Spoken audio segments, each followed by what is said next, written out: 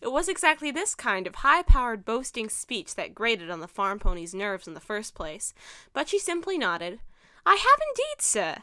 Every farmer pony in Equestria worth their apples has heard of the exhibition. I myself would love to attend and display my own wares." "Applejack is the proprietor of Sweet Apple Acres," Rarity spoke up, trotting over to one of the saddle packs that was brought in earlier. A flap opened up, and out came a warm apple fritter. "Her skills in the way of apples and baked goods are simply unparalleled. She arrived here this morning with a pack of these apple fritters. I insist that you try them, Mr. Marmalade." "Y'all, you won't regret it," Applejack grinned, silently berating herself for her slip-up. This does smell exquisite." The stallion breathed as the fritter was floated over to him. He took it in his own hooves, and daintily he took a bite. There was much chewing and humming before his eyes opened in amazement. The rest of the treat vanished at a speed that would have even amazed a certain blue Pegasi. "Marvelous!" he boomed, before reaching for the apple farmer's hooves and holding them in his own. "Madam Applejack, that treat was simply amazing! Should Miss Rarity wish to bring you along to the exhibition, make no mistake, I would be in full 100% backing of this decision.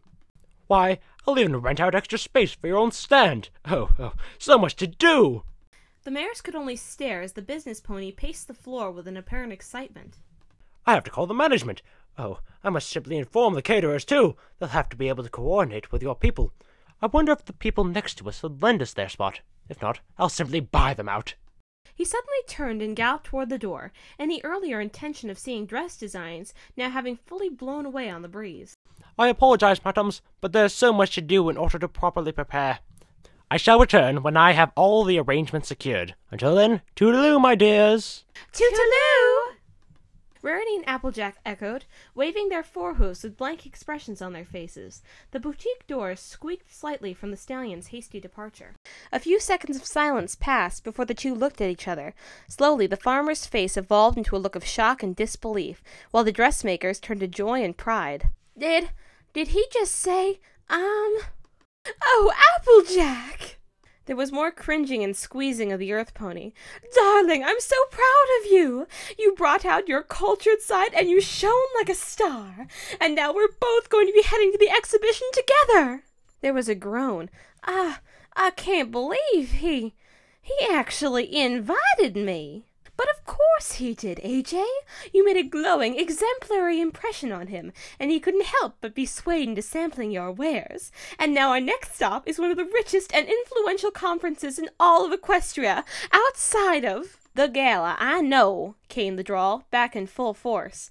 She managed to peel the white pony off her long enough to catch her breath and check her person for bruises. "And believe me when I say getting to go to the EACE is going to be one of Sweet Apple Acres' finest moments. But I think I'd best leave the city talk behind." "You can't!" came the exclamation.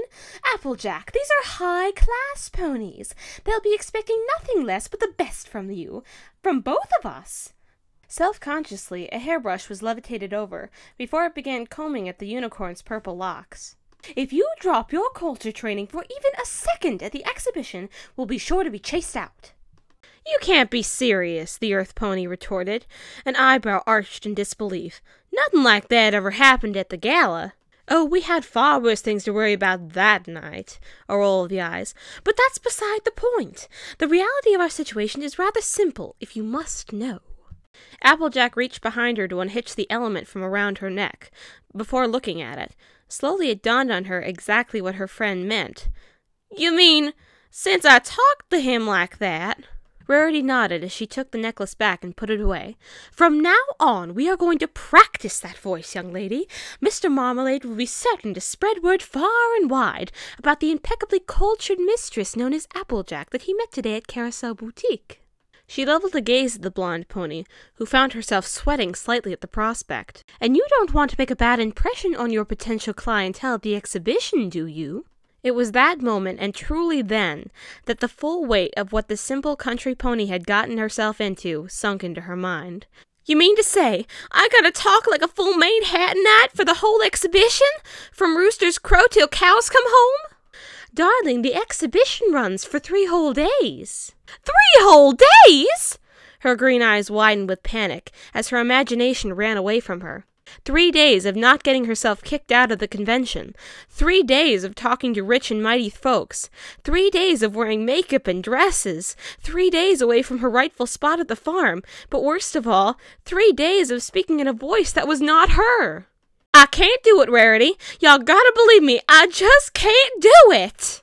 She found herself on her rear knees in front of the white unicorn, the expression on her face not unlike one pleading for her life. Y'all may as well have killed me by suffocation.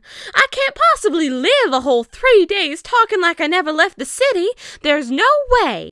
Applejack, please calm yourself, the seamstress soothed, masking her surprise at the earth pony's rather exuberant breakdown. She took the mare by the shoulders and held her until her breathing began to level out again.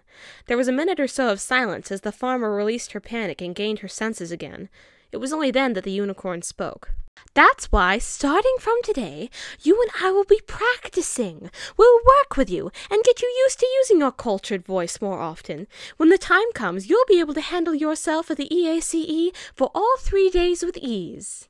Applejack sat herself on the floor, hind limbs splayed. She stared at her forehooves before looking back up at her friend. You really reckon I can do this? She asked. Rarity smiled back at her. Don't you fret. Just trust your teacher, Rarity, and I promise you'll breeze into that exhibition with nary a worry nor care. Just think of it as a repayment from me for all the help you be giving me. They held each other's gazes for a long while before the earth pony finally gathered herself back on all fours.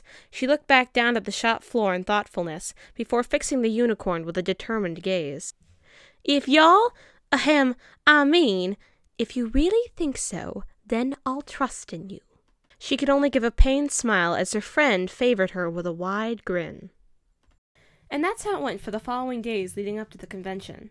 Applejack would arrive and see the designs that Rarity was working on, giving her comments and opinions on whether or not an outfit would appeal to a farmer, work pony, gardener, or not.